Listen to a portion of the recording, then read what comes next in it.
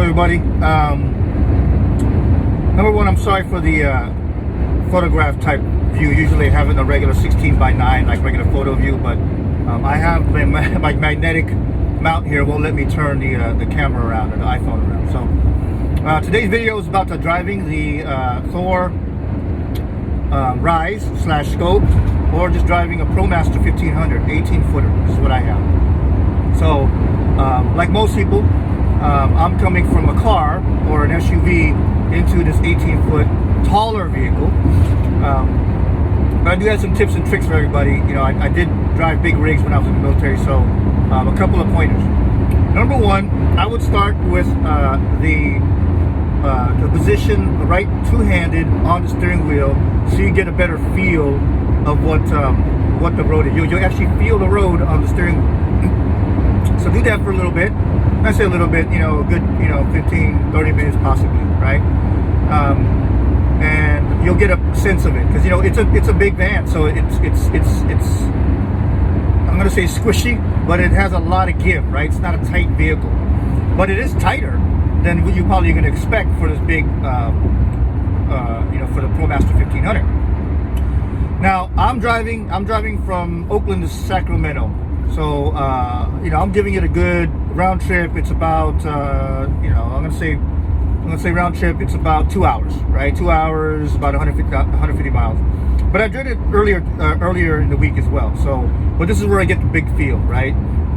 I also did looked at some homes today. So I have a really good feel of it driving into the city, and it is not good gas mileage in the city. On the freeway, it's good. On the freeway, it's about, you're getting about 16 plus, and I'm going to get more as I make more videos. I'll get more exact on that.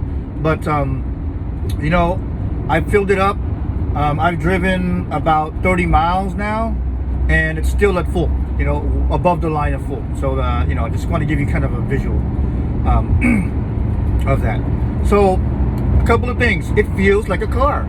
The rear view actually still works, because on the 18M model, the Rize and scope, you can see through the back window still, because you got the bathroom doors open, and you can see through there, so you can see the cars behind you. And if I look over my shoulder, there's a window here, so I can see on that side. And then if I look over the shoulder over here, I can see, because there's a mirror there, so it really feels good, right? Now, when you use the side view mirrors, there's two mirrors. There's a bigger mirror on top and a smaller mirror on the bottom. I would train yourself to look at the small mirror first,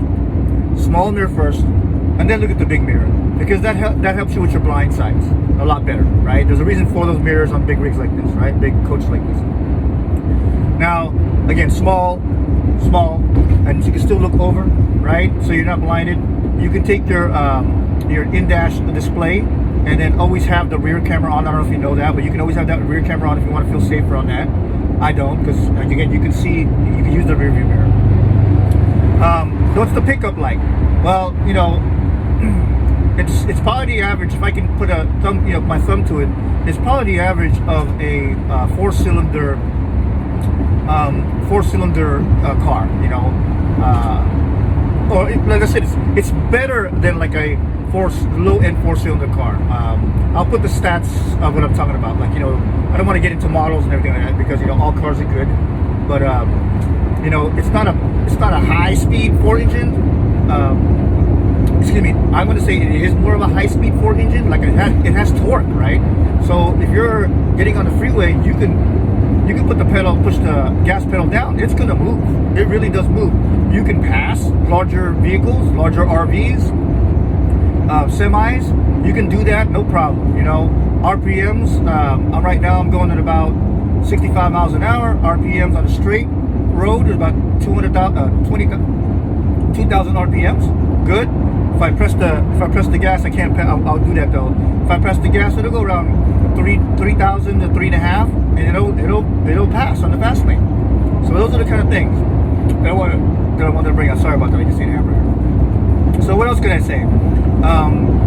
The Ram Promaster 1500 already comes with a couple of things that make it so it doesn't sway right to left, right? It does some, it has some logic that it'll brake here and there, so it doesn't sway, like high wind spray, one directional winds, things like that. It also has traction control, which is totally different. Like when you're slipping, it also knows what, how to manipulate that. So that's all just the Promaster 1500. And I mentioned already the blind assist. So you turn that on through your dash, and then you'll see the little triangles on your side mirrors when somebody's in your blind spots, which is great.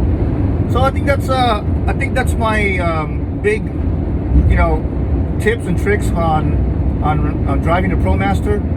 It does take time to get used to it, but I'm talking within 30 miles of a straightaway and some city driving, you'll get a hang of it. And I would always say, if anybody's worried about all of your people you're traveling with, they should know how to drive the brake, because you have to rest and things like that. So you should do it on a bright day, and be able to do that, and be able to test it out.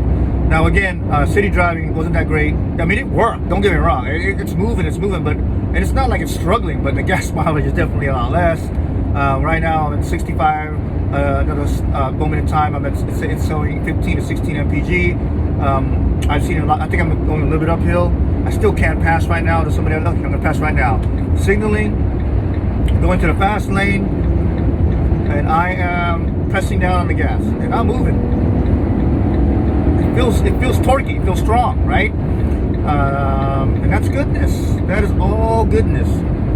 And right now, I got my gas. We're going 65, and now it's showing 27 mpg, right? So it just depends if it's straight, a little bit downhill, a little uphill. So again, freeway mpg is pretty good, miles per gallon. Hope this helps. I'm trying not to look at the camera. I'm trying to look at the road. And again, try using both hands on the what do they call that? On the 10 o'clock and 2 o'clock position. Is it 10 and 2? But you have to hold it there. But there's two little rings on your steering wheel, and you put your hands on top of those two rings, and then you'll be able to feel the road a little bit better. And then you can, again, this is a telescoping steering wheel. Didn't mention at the beginning, so you can adjust that, as well as you can raise the height of your seat. You can tilt it back and forth, as well as your back support. All right.